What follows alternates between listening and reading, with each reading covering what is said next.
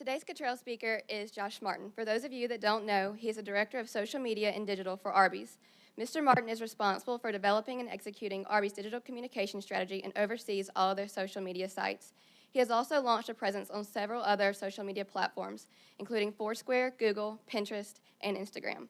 Prior to joining Arby's, he was a social media strategist at Engage, a digital marketing agency in Atlanta, where he led social media strategy for several clients, including Chick-fil-A, Hershey's, and Food Lion. All in all, Mr. Martin is a difference maker. Through the efforts of him and his team, Arby's has become one of the leading examples of how social media can positively influence an organization just by listening to its customers and responding. Please help me welcome Josh Martin.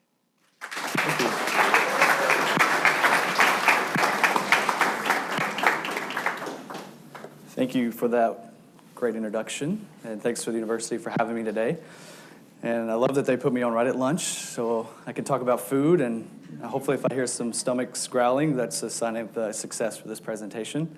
But I'm really excited. I always enjoy talking about social media and what I do. I think it's a fun job. I go to work every day, and I'm like, this is what I get to do every day, so it's really a blessing for me to come and talk about what I do. And today I want to share a little bit about how we leverage social media at Arby's and how this social media has created impact and really build some unique relationships and move the business with our customers. So a little bit more about me. My Twitter account, @jmart730. Anybody tweeting? Anybody on Twitter? How many people, I guess, in the room on Twitter? A few. You could tweet us at Arby's. So I told my guy back at the home office that he's going to get a lot of tweets. So feel free to see how well he does in responding to you today. So I lead digital and social for Arby's. From a day-to-day, I manage our website, our email program. We have a mobile platform, a text program.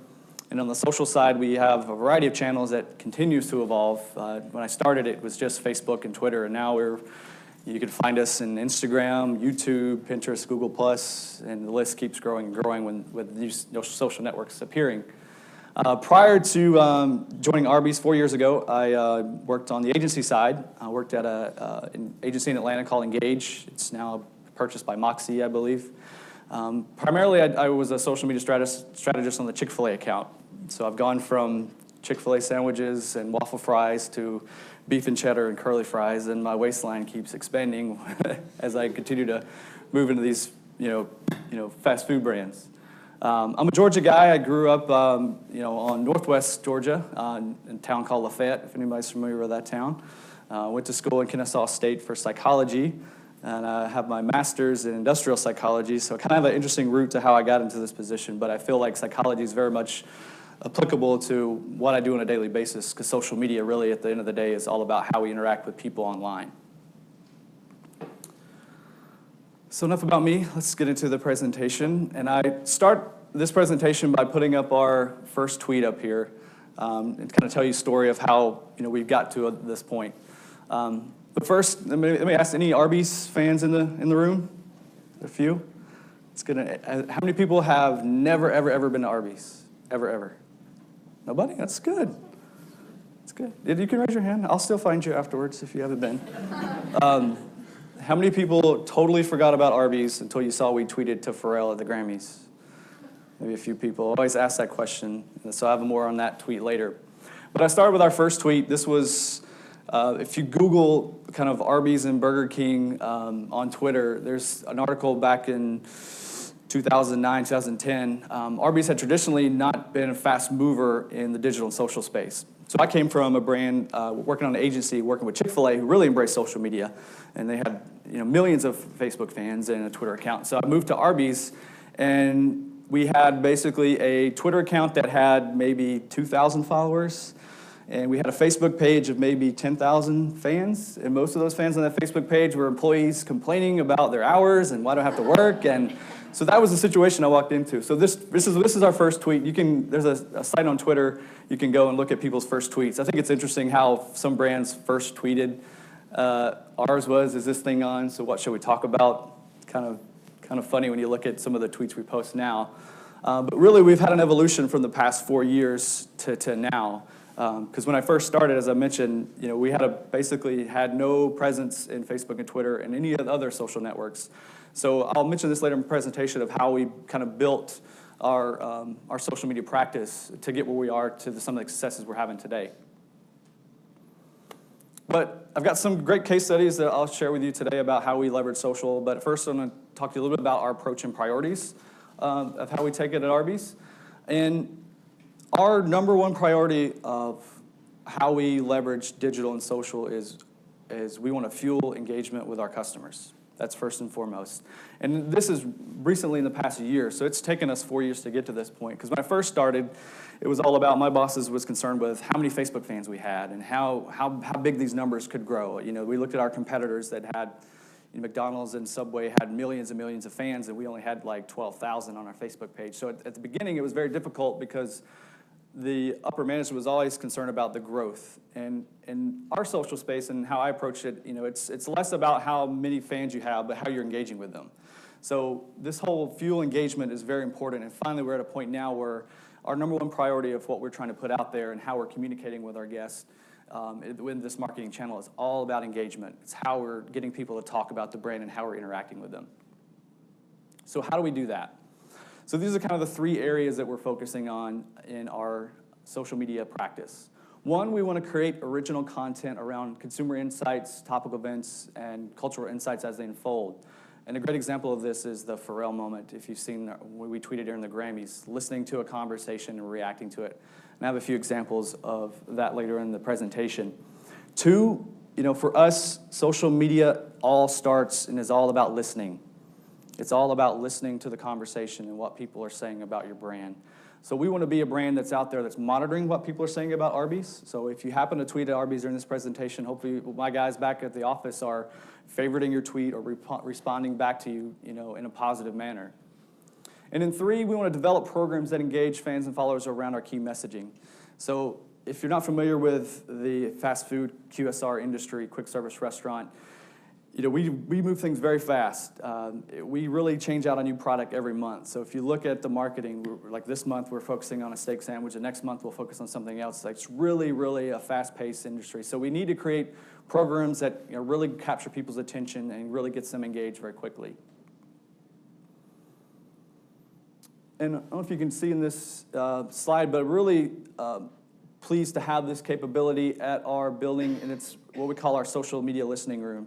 So about a year ago, we got funding to have a dedicated social room within our building. And this is, I think, very rare for us. If you look at some of the top-tier brands, they have this capability where essentially we took over a conference room that we had on one of our main floors. We blew it out. We put glass windows up, and we've got 4 big screens where we're showing, highlighting what people are saying about the brand. So part of my struggle over the past 4 years when I first started, I was really a one-man show, and I was in an office, and they just thought I was the guy that was playing on Facebook all day. So it was really hard to, elevate social media within the company because nobody could see what I was doing, right? They just thought, here's this guy, he's coming in, and he's just on Facebook all day. So people really didn't understand how we were leveraging social media and how we were communicating with our guests. So when we finally were able to get funding for this room a year ago and build this room out, this has really exploded social media within the business. So this room, we've got several people in this room, on a daily basis that are listening to the conversation on these screens, responding in real time.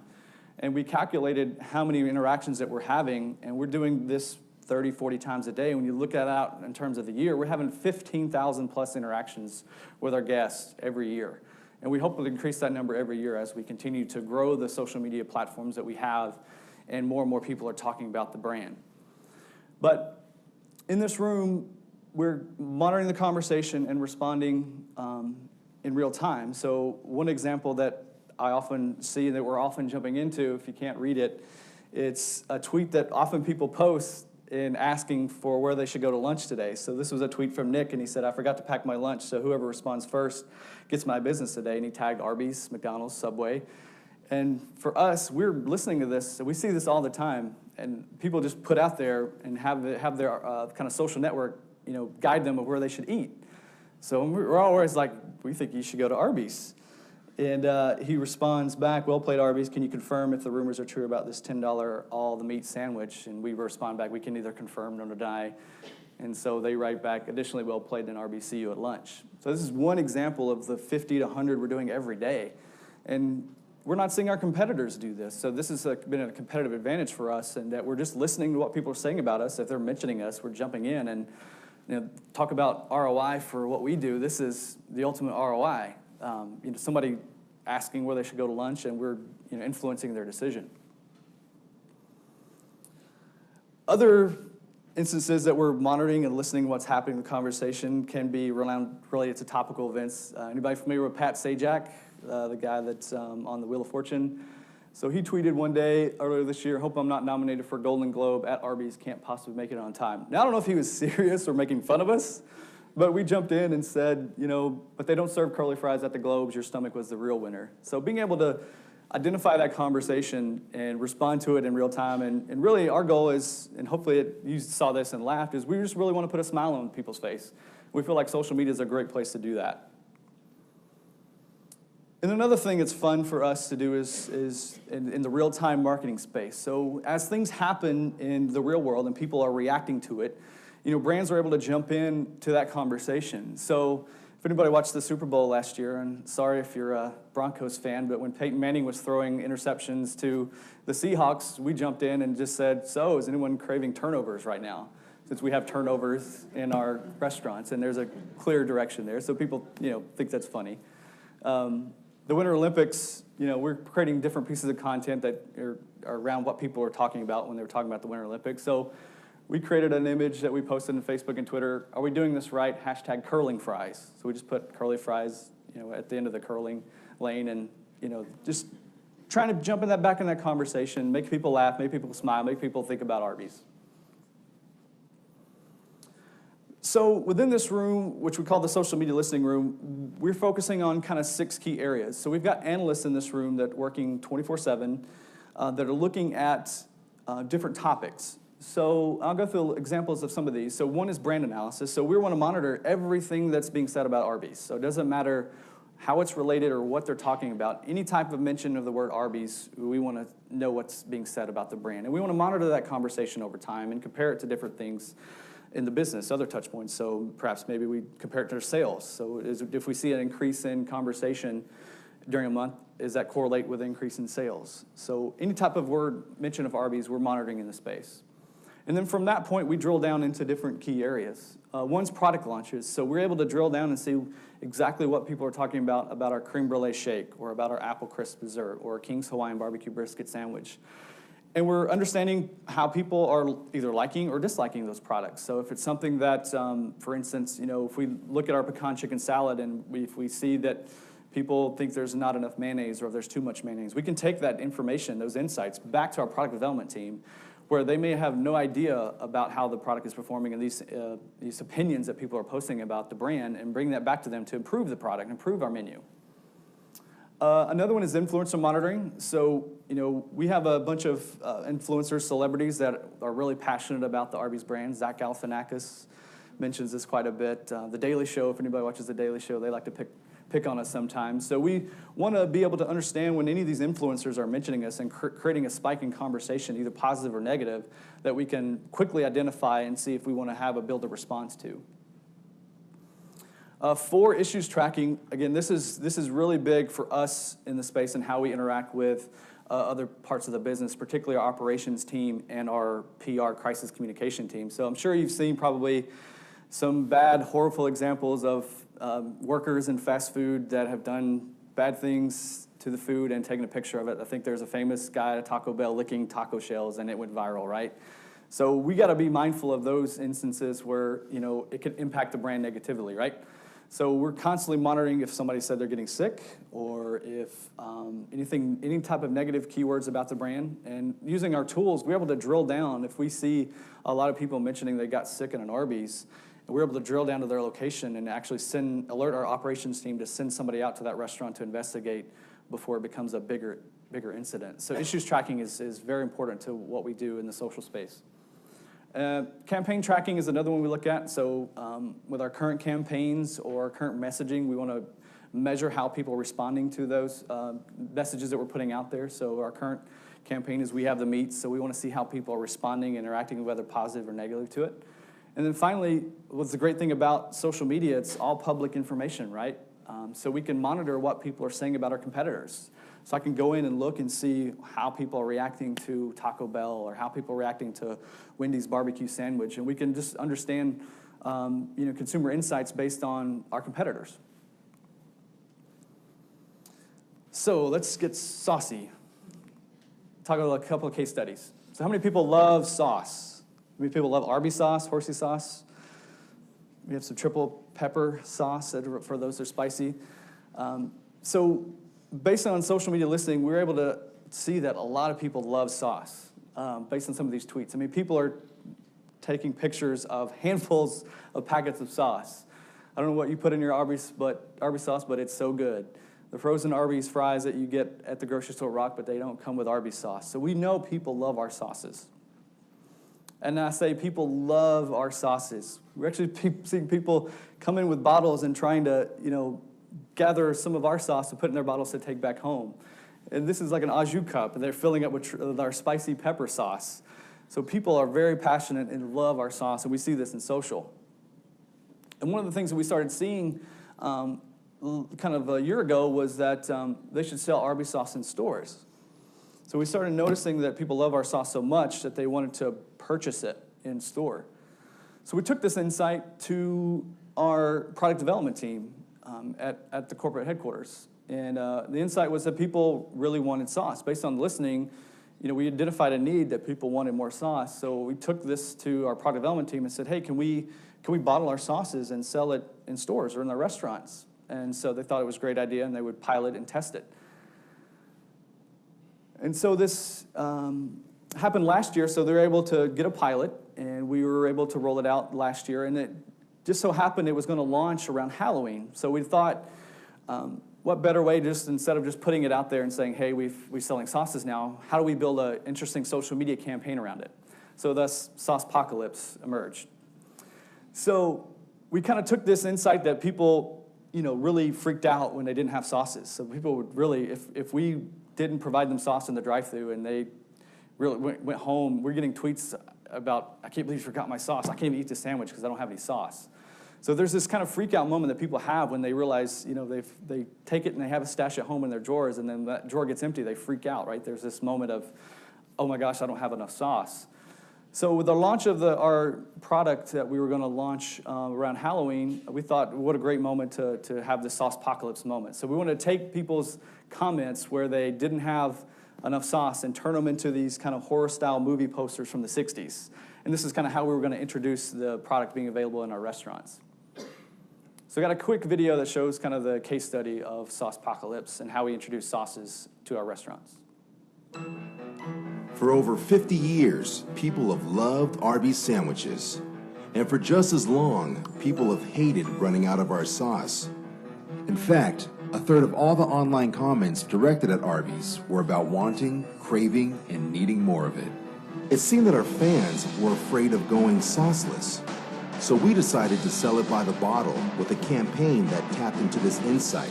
There's nothing scarier than running out of sauce. A nightmare scenario we called Sauce Apocalypse.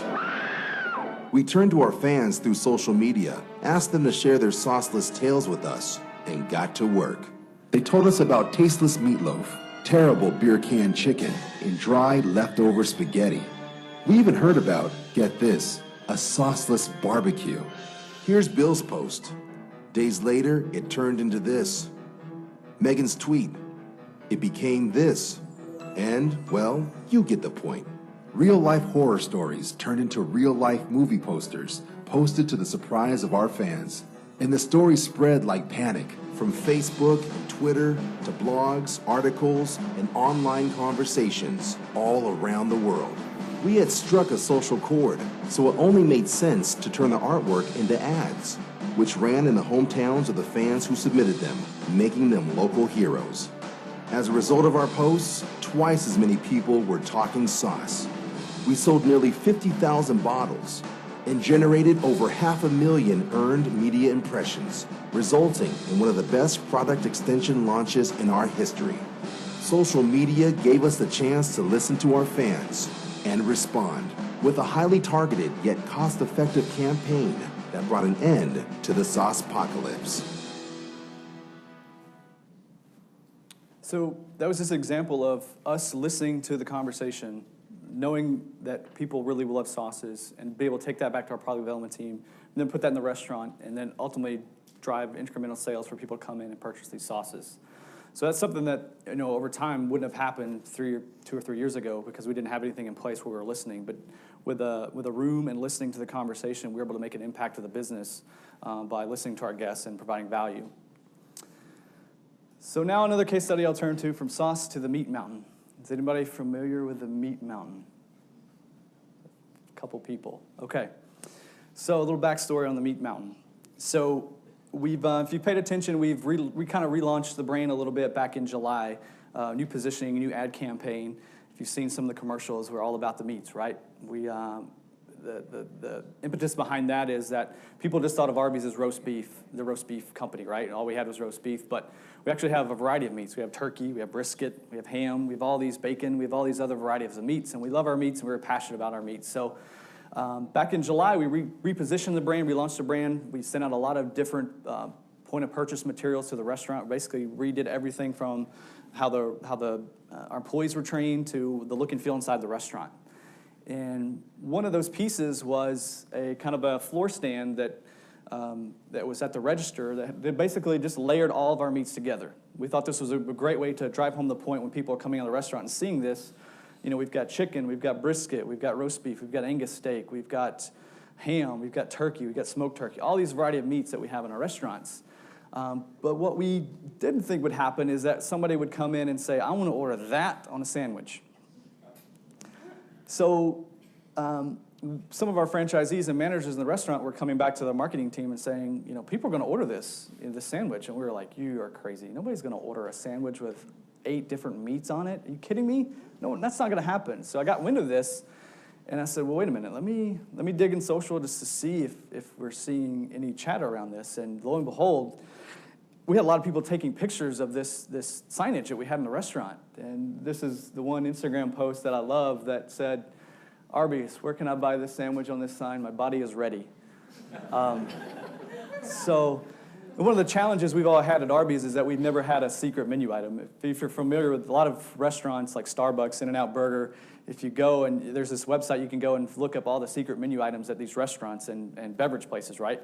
So all these brands have these secret menu items, and we never had one, and we were like, this could be our secret menu item. It's out there, and we took it back to our product development team. They built it, and we'll just call this the Meat Mountain, sell it for $10, and we'll probably sell like 2 or 3. Nobody's going to buy this, right?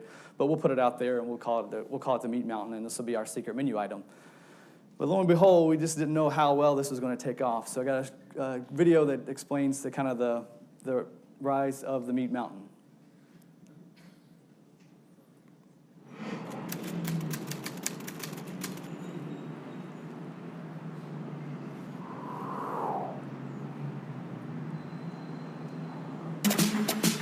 Arby's, the roast beef people, has introduced a brand new sandwich. It's called the Meat Mountain. The Meat Mountain. Well, look at this thing. This is the Meat Mountain, and it's from Arby's. Say hello to Arby's Meat Mountain. I am in heaven. Turn down for what? Turn down for what? People have been asking to get all of their meat choices on one sandwich. The Washington Post reports that the fast food chain came up with the idea from a marketing poster. The ad was designed to showcase Arby's offerings beyond beef. Customers thought it was an actual sandwich.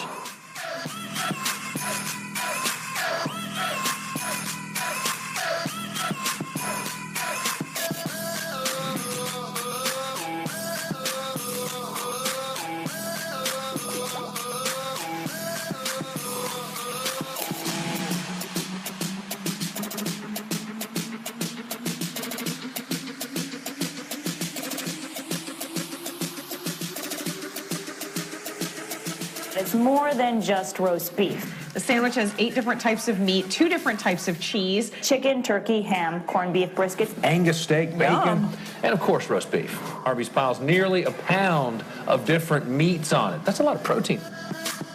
Turn down for what? I promise you, this is breakfast, lunch, and dinner for a full week. Turn down for It's $10, but it's not on Arby's menu. You have to ask. Oh, it's You a have to ask specialty for item. it. It's a special order. But And it's a huge secret, literally.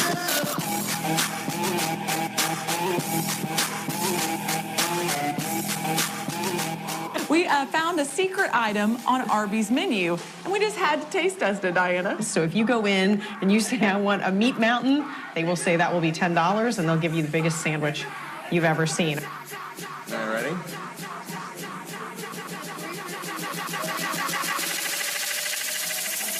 Turn down for what? Turn down for what? How many of you have time traveled here from the past to enjoy the new Arby's sandwich called the Meat Mountain? Thank you. It's actually quite tasty. Yeah. Yeah, I would definitely attempt to eat this whole half sandwich. And yeah, Arby's is getting cool again.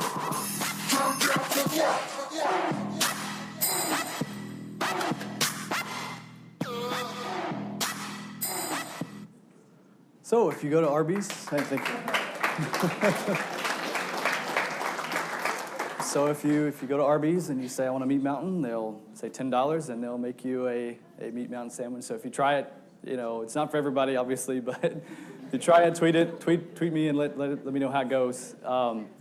But this just goes to show, like, you know, this wouldn't have happened 2 or 3 years ago, right? I mean, you know, I think we immediately shut the idea down. You know, when we heard people saying that people are going to order this, but we look in social and see, you know, people actually wanted it, and when it went kind of viral like that, you know, if you Google it, you see all these pictures. People are going back and eating it all the time now. It's so weird. Like, I'm sure it goes to a certain demographic of our customer base, but you know, we're seeing fast food challenges out there, and people are just enjoying it. So, the Meat Mountain. So finally, the last case study I want to talk to you about is the tweet. Anybody watch the Grammys? I'm sure you may have saw this guy walk out with this interesting hat on. So this was Pharrell Williams, and on the night of the Grammys, he walked out in this hat, and his Grammy moment was, other than winning a lot of Grammys, right? It was this hat. And Arby's had a Grammys moment, which is weird to say, like Arby's had a Grammys moment. That shouldn't just go together. But our Grammys moment was when we posted this tweet to Pharrell saying, hey, Pharrell, can we have our hat back? Which still is amazing to me that Arby's is tied to the Grammy somehow. So I got a quick video of the story of the tweet and kind of how far it took, and then I'll explain a little bit how it happened after the video.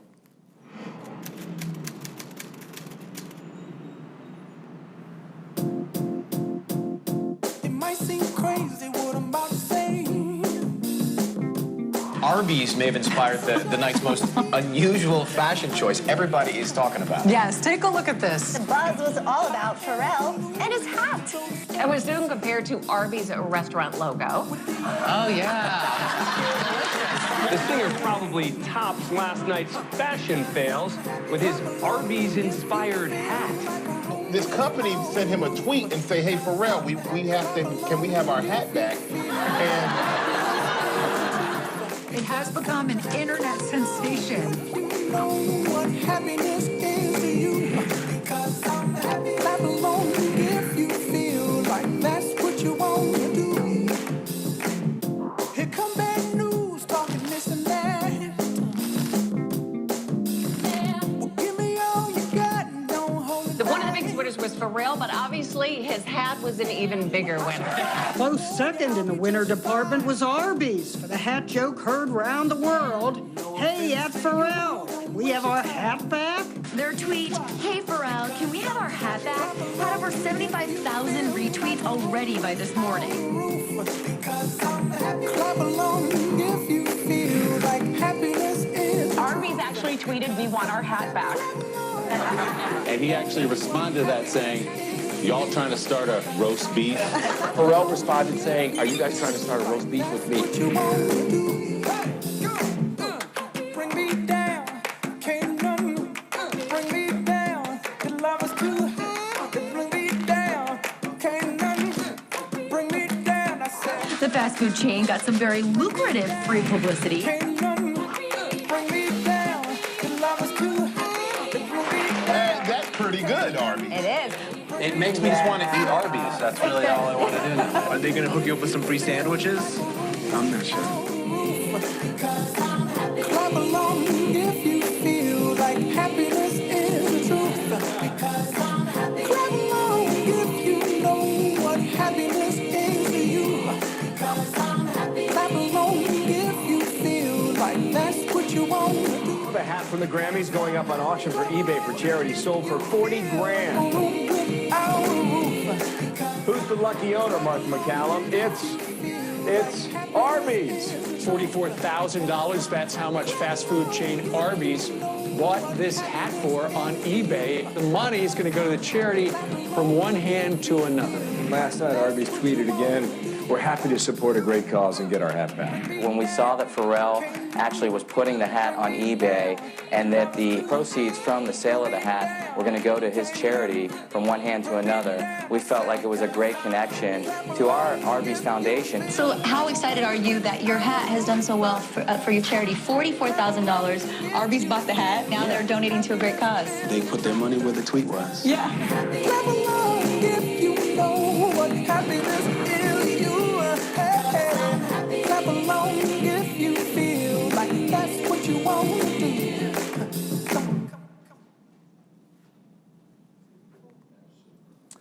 So, everyone always asks me, how did this happen? How did this tweet come about? And how did you guys get such great exposure for it? So I'll tell you the story. So the night of the Grammys, Sunday nights, like other nights, which my wife probably hates, you know, I've been a one-man show probably until January this year. So I've been basically doing all the tweets for the first 3 years I was at Arby's.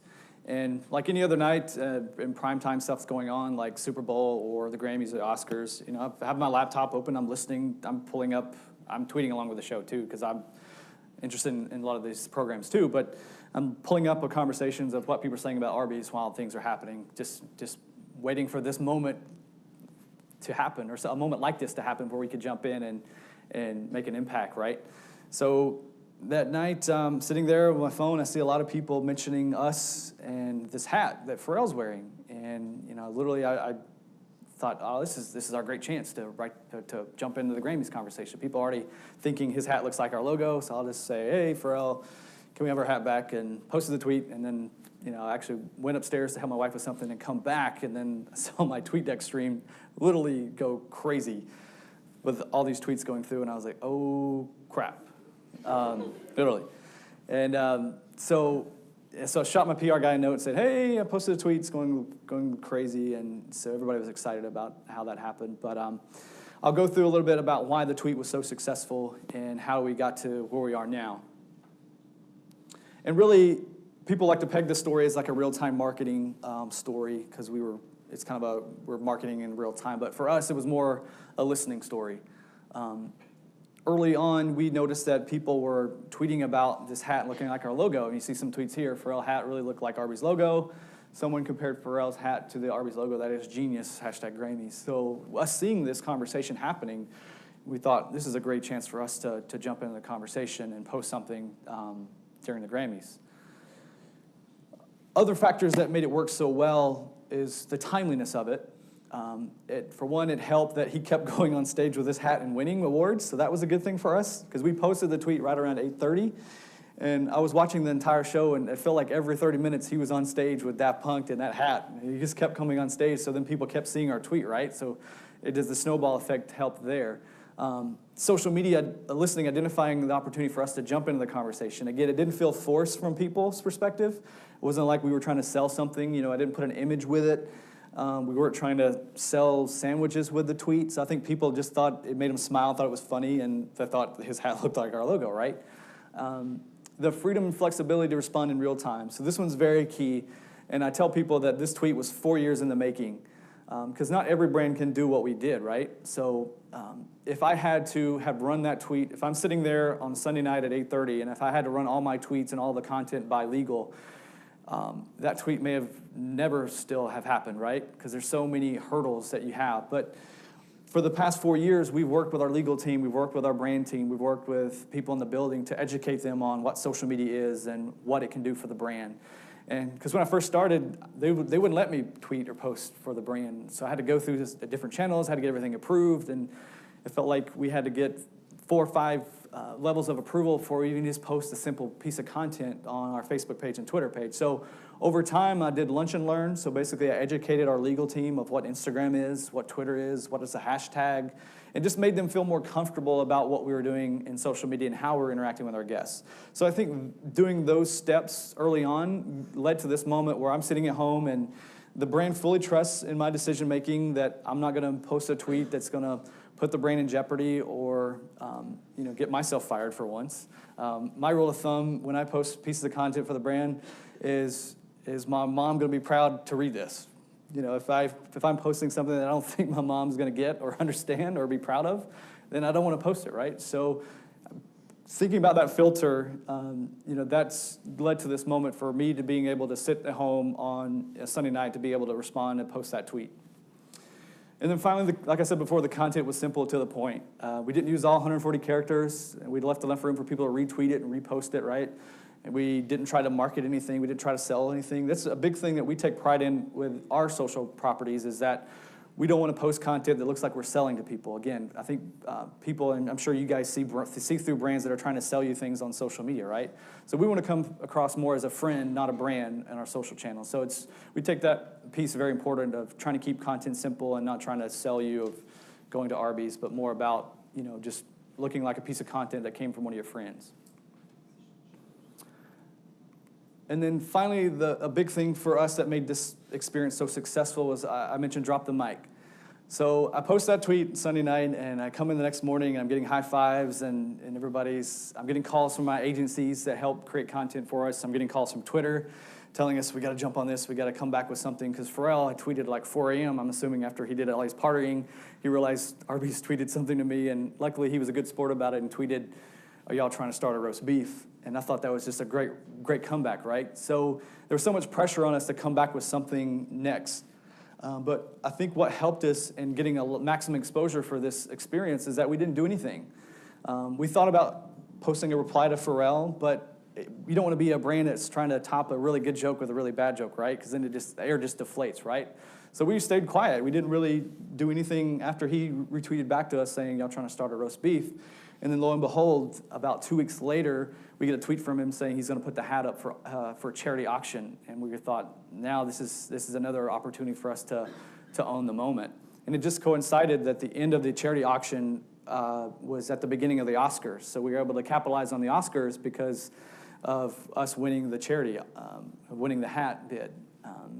So by us kind of playing it cool and not trying to do too much, which you think a lot of brands do, which was very difficult for us, to just sit back and not do anything with so much pressures to do something, we got kind of extended momentum from it.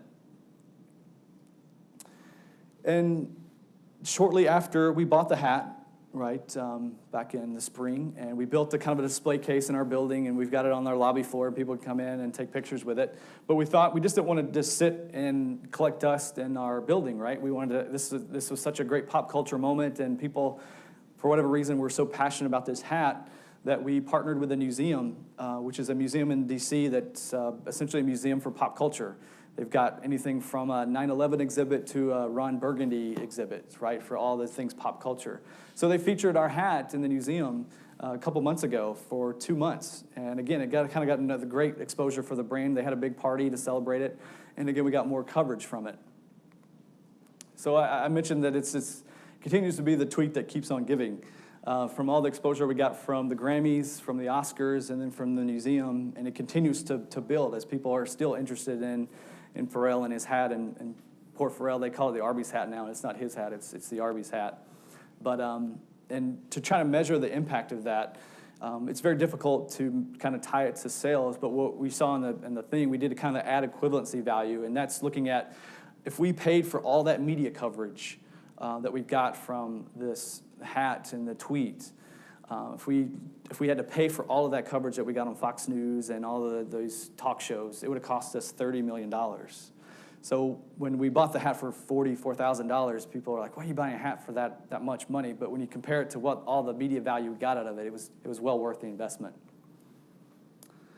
And again, all because we were listening to the conversation. Really, it was a moment where people were already comparing our logo with the hat, and we were just in that moment. And it's when, again, for us, for social media, it all starts with social listening. Is that a selfie? Not of me. But with that, I'd love to open it up for Q&A. Did the hat give you leverage to negotiate a big raise? So the hat definitely helped with that. So I did get a promotion out of it. That night I was screenshotting tweets of people reacting to the thing, and one of the funniest ones I saw, one guy tweeted that the social media manager at Arby's is going to wake up in the next morning with a new Bugatti. That didn't happen, but I sent that to my boss, and he got a laugh out of it. But I did get a promotion out of it, which was great. For me, it's been great. But for the social media in the company, for just how this moment helped explode. Like finally, franchisees that we work with got it. Like they got the power of social just because of this one moment. It got increased funding. Before that moment, I was a team of one, so it got me 2 more people, which was great. So actually, this next year, they're actually going to one of the perks they're going to send me and my wife to the Grammys. As long as I guess I tweet, but I get to go to the Grammys, so that's going to be a nice perk. So they're going to send me to the Grammys this coming, or I guess in 2015. So that'll be fun. So hopefully I get to meet Pharrell and say the guy that kind of stole your hat. Have you recognized a lot of the other fast food brands kind of following your method of managing social media, and noticing that other brands are taking what you do and emulating it with what they do? Yeah, I think so. And when I started 3 years ago, I recognized a niche that for us to catch up with some of our competitors, we'd been a brand that's been such a slow follower for everything that we were just going to jump in and act like a user. So we were going to tweet as many people as possible. So if you look on our Facebook page, we try to respond to every comment as possible. We try to tweet back to everybody that mentions our handle. And not all of the brands were doing that, at least in our space that we noticed. So I thought with limited resources and budget, we were just going to outwork them. And that's certainly paid off to get us where we are now. But yes, certainly you're starting to notice a lot more brands take that approach. I think as the space has grown since 4 or 5 years, at first you had only a few brands that were doing social, and now it seems like every brand's in social, right? It's hard to find a brand that's doesn't have a Twitter page or a Facebook page, right? So the stream has gotten so crowded and noisy that I think it's turning some people that follow these brands off. So I think we've transitioned a little bit now to look at, instead of pumping the streams, people's newsfeeds with a ton of content, we prefer quality over quantity. So we're seeing a lot of people just get frustrated with the noise in their newsfeed, right? So whenever we produce a piece of content, we really think hard about how people are going to react to it. We think about the positive and the negative consequences for it, because one piece of content can go crazy viral good, and one piece of content can derail a brand, right? Because you've seen brands that have made missteps, that have posted things that been inappropriate, or people thought it was in bad taste. So we constantly keep an eye on content, and I think you're going to see a lot of brands do a lot more one-to-one instead of just blasting a lot of messages. They're listening more to what people are saying about the brand and just having more one-to-one conversations in Facebook and Twitter and recognizing the value of that. So I actually got 2 questions. So do you guys use a third-party software if you guys aren't tagged in social media to detect those conversations? Yeah, we do. We use, and we've used a variety of tools over the past 3 or 4 years. There's a lot of tools out there that we bounced from, like Radiant 6 was what we first started with, and Crimson Hexagon. But now we're using a tool called NetBase. So they help kind of choreograph this room we have with the 4 screens, and they build dashboards that we show that NetBase is pulling in from. And but that's really helps us aggregate a lot of the measurement in the conversation. From a day-to-day, we still use a lot of the native tools, like Facebook will just load Facebook and pull into the conversation what people are saying on our wall. And for Twitter, I really use TweetDeck. You saw that in the video. I've just got multiple screens set up of different points of conversation, hashtag Arby's, Market Fresh, these types of things, just responding day-to-day using TweetDeck. But we do leverage a tool called NetBase to help kind of aggregate all that conversation, because it can be quite a lot to pull in at one time.